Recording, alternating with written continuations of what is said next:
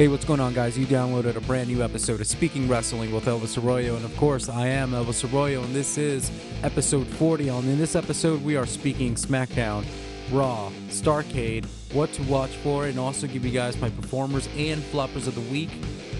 But before we get started, guys, I want to give you guys a reminder to head on over to our YouTube page, hit subscribe. You can also follow us on Instagram at Speaking Wrestling and over on Twitter at Speaking Wrestle.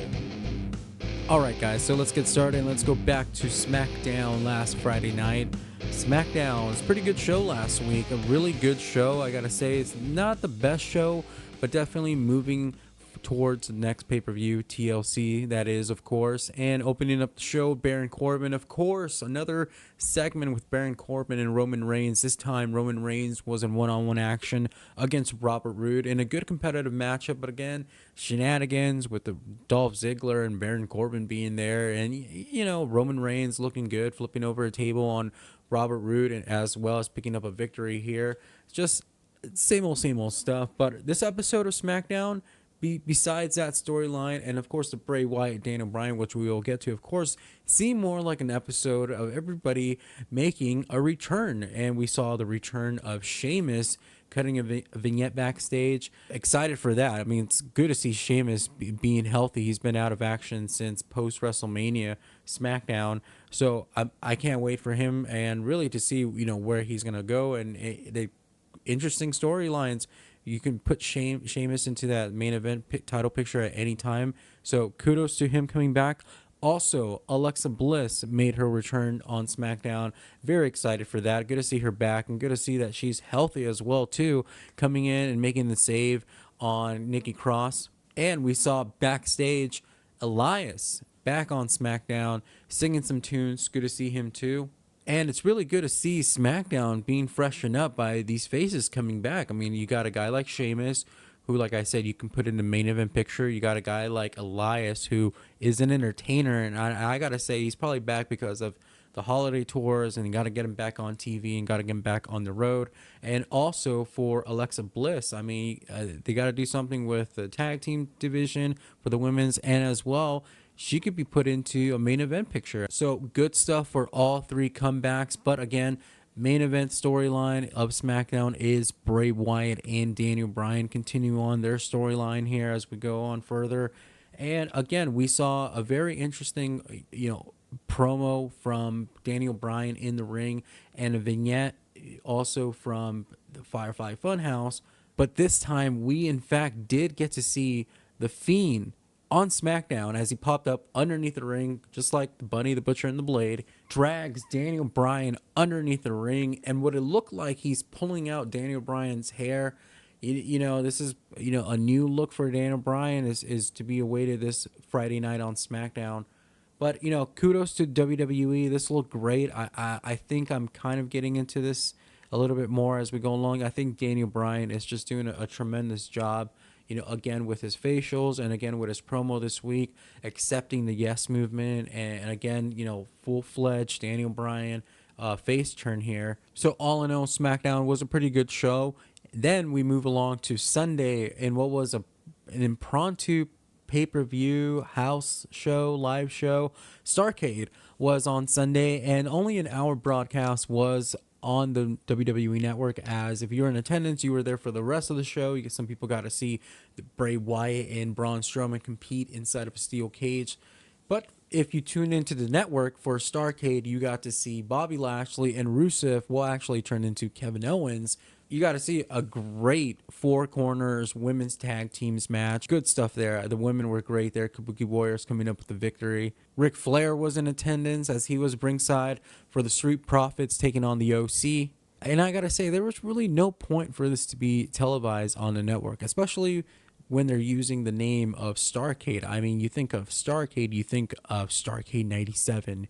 You think of Starcade 98 and going on and on. You think of the early Starcades.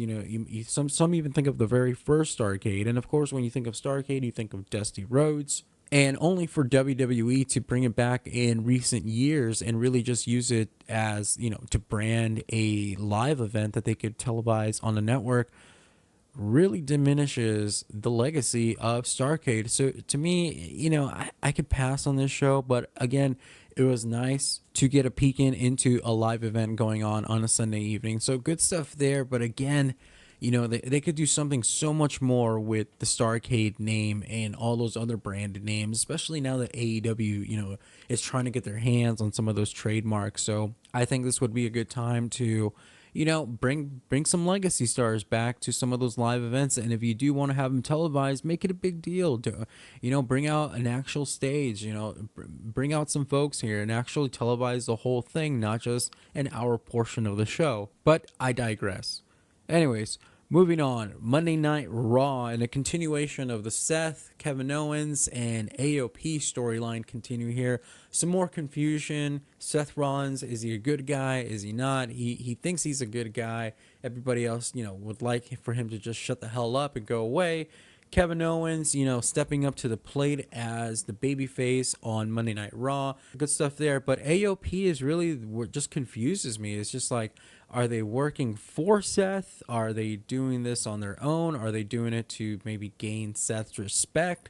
Are they just doing this to get over? I don't know what the fuck they're doing, but hey, they're tied into this storyline, so hey, I'm intrigued and I'm going to continue watching. One other storyline that I do not want to continue watching is the Lana and Rusev and Lashley storyline. I mean, it just seems like it just gets worse and worse and worse. And this first hour of Monday Night Raw, it seemed like these first two storylines, the Kevin Owens, the AOP, and Seth Rollins, and then the Lana, Rusev, and Lashley storyline intertwined within the first hour. I really thought the first hour of this week's Monday Night Raw was mainly focused on two storylines. Second hour really seemed like more of the wrestling show, and then the third hour really seemed like the main event. I think this show, it was well received, and I gotta say, I love this show. The second week in a row that Monday Night Raw produces great television. What? For real? Yes, Monday Night Raw, 2 weeks in a row producing great television.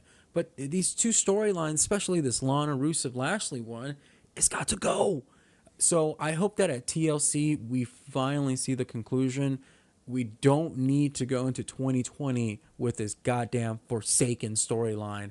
Just end it already. But I will say that it's been good so far, but it's got to end. And like I said, the second hour of Monday Night Raw really felt more like the wrestling show. It really felt like the talent got used. We saw Eric Young out there in a wrestling match. I mean, we actually got to see No Way Jose competing. We got to see Aleister Black have a match. We got to see Tony Nese. I mean, we got to see all these people out there in the second hour have great matches and have matches that you didn't need to bring in local talent to squash. Although there is that Vikings-Raiders match, and it's just, again, I've been saying it since July. If you've been listening, folks, if you haven't, go back and check them out. The podcasts are available on YouTube. Be sure to subscribe. Spotify, Breaker, Stitcher, Apple, Google, all on and on. Anyways, back to the point that I'm making. It's Viking Raiders. They take on the local talent, squash those two guys, but the rest of the talent takes on other talent that, like the Tozawa and McIntyre match. It's a great match of a guy that's not really pushed to the moon like Tozawa, but he's there. He wins sometimes. He has some hope moments. He goes down to NXT, goes over to 205 Live, picks up some victories there. But when he shows up on Monday Night Raw and he's scheduled to face a guy like Drew McIntyre, odds are that he's going to lose and be dominated. And he was dominated by Drew McIntyre. And just the size differential in these two competitors was vividly visible right there. But the fact that you're using talent that's underutilized, that isn't going to get shine like Tozawa, is great. You don't need to bring in local talent. I mean, I've been saying it, especially for those Viking Raider matches. When you go to a live event, you don't pay your hard-earned money to see Bill and Gil from fucking Nashville, Tennessee. You pay your hard-earned money to see Viking Raiders squash maybe Zack Ryder, Kurt Hawkins, maybe the Singh brothers, maybe just make up a team, put Tony Nese and somebody else, Eric Young, in a tag team and have them lose. But the bottom line is you get to see WWE superstars the whole night, not just some wannabe independent wrestlers. If that, at some of these, matches that the Viking Raiders have dominated, at least you got to see guys like Tozawa, Tony Nese, and Eric Young and No Way Jose go out there, have a moment to be on television. I mean, they fly every single week to television. Have them do fucking something than sitting out and catering and waiting for an opportunity. And even though, yes, some are going to say, oh, well, they're just burying Eric Young. Really? Burying Eric Young? Oh, well, they're just burying Tony Nese. Really? Look, a loss on television is just a loss. Don't take it so serious. Don't take it that the company is looking down at these competitors and isn't taking them seriously.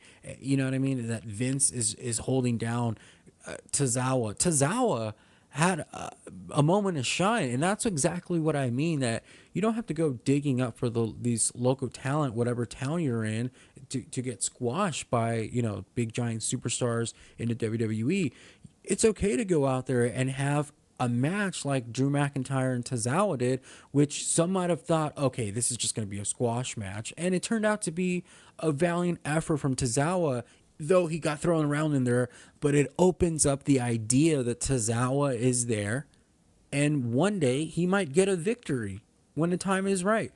And speaking of Drew McIntyre, what a moment that he had with Randy Orton. It was, I gotta say, is the talking segment of Monday Night Raw this week. Drew McIntyre calling out Randy Orton. I mean, a call out. He called out the Viper, the Legend Killer. He called out Randy Orton. Randy, of course, comes out face to face, and Drew, manifests to him what he thinks of Randy and what he thinks of himself being the future. And he made a very good point in that, well, at least to him, good point, that the RKO out of nowhere is a thing of the past. The Claymore kick out of nowhere is the future. Good point there. But of course, Randy Orton, man, Randy Orton, just being so witty, so creative on the mic, is at his best. So I love this promo. You definitely go back and check out this segment here. And in the main event, speaking of talent being used, we saw a six-man tag. We saw the OC, AJ, Gallows, and Anderson taking on Rey Mysterio, Ricochet, and Humberto Carrillo in a six-man tag match. Good stuff here. AJ Styles picks up the victory in what was a great match. This is one of those great matchups here. And, there's been the news going around through the rumor mill that, Vince McMahon is sour on Humberto Carrillo, and is no longer, cares about him. It's just left him. Really, how can you say Vince McMahon just doesn't care about him when he puts him in the main event with top guys like AJ Styles and Rey Mysterio and Ricochet working along them guys in the main event of Monday Night Raw? So for anyone who's been spreading rumors about Vince, not caring about Humberto Carrillo, I gotta say, the kid had a great match last night. Everybody had a great match last night. That match was awesome. If you were there, you got to see a great match there. And another great match on Monday Night Raw was the Kabuki Warriors, Asuka and Kairi Sane, taking on Charlotte in a handicap match. Yes, the women's tag team champions taking on one Charlotte Flair.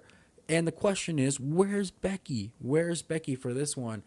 Who cares where Becky was? This was a hell of a great match. Now, this wasn't the main event, but it's got to go last because I got to say, this was a terrific matchup. And, the grit and the fight that Charlotte Flair showed in this match was amazing.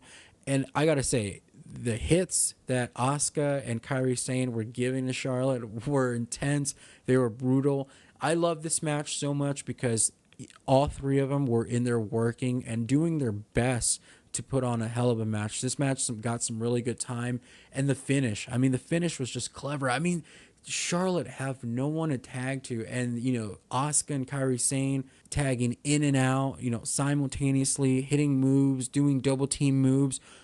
Great stuff there. I love it. The finish was awesome with Charlotte Flair doing the figure 8 on Asuka while Asuka's reaching for the ropes. She's getting in position, so Kairi Sane, who made the tag prior to this, comes down with the insane elbow drop on Charlotte Flair while she's arched up in the figure 8, picks up the victory there. Great stuff. I love it. And what I love the most is post-match when Charlie tries to get an interview with Charlotte, and the confidence in Charlotte Flair, and Charlotte gets so much flack that they push her. She's the Roman Reigns of the women's division. She always wins. No, man, she doesn't always win. And when she does win, it's matchups like this, performances like this. Look, it's not a win. It's sometimes, and it's not even about the win.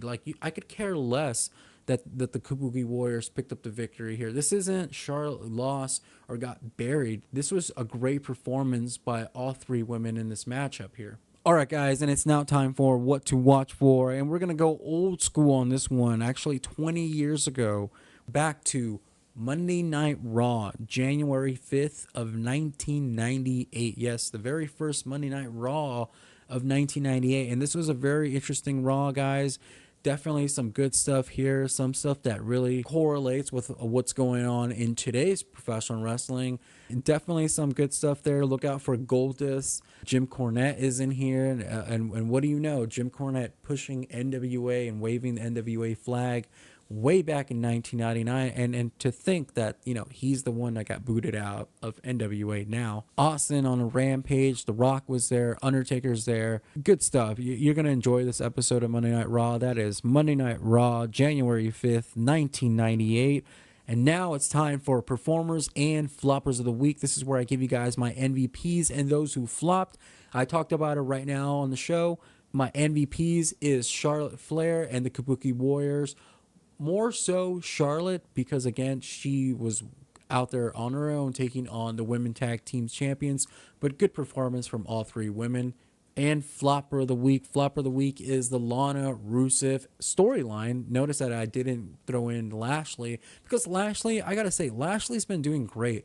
And, he's really the one who has been showing his range in this whole storyline of his characteristics, his charisma. So good stuff from him. But Lana and Rusev, I mean, these two can just get on out of here, or get their own TV series if they want to do some drama on WWE. Have E give them their own half-hour show. That'd be a good show, actually. Isn't a bad idea. Then we might not get this on WWE and get some more matchups like we did on the second hour of Raw. So that's floppers of the week, guys. Thank you so much for joining me on another episode of Speaking Wrestling. You can subscribe on YouTube at Speaking Wrestling. You can also follow us on Instagram at Speaking Wrestling and on Twitter at Speaking Wrestle. And don't forget to join me this Friday for episode 41 of Speaking Wrestling. That's where we'll do AEW and NXT talk for the week.